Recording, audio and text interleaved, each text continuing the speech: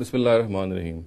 Muslims are absolutely unanimous on the fact that interest is something which is very prohibited in the Quran and Hadith of the Prophet ﷺ.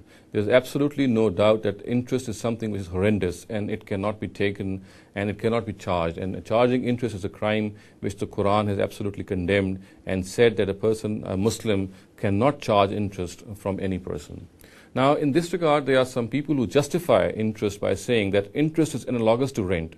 So therefore, if we can charge rent for a property, similarly we can charge some money for that money which is lent to that borrower. So in other words, they say that if rent is allowed, then interest should also be allowed, because rent is something which is taken as a service charge of a premise that you use, and on a similar basis, interest is something, a service charge of the amount of the money which has been given to the borrower, and he uses that. And it is as a service charge of that he returns that loan or that interest money to the lender.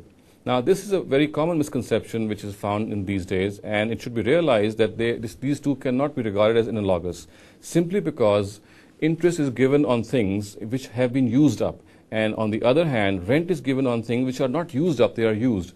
Which in other words means that, for example, when you rent out a premise, that premise remains intact. That premise remains intact. It does not die away. It does not get destroyed the way money does. For example, when you borrow money, money is consumed. You spend that money. Now you have to recreate not only that original money, but you have to also recreate or create again the interest amount that you have to give. So therefore, these two things are absolutely different to each other.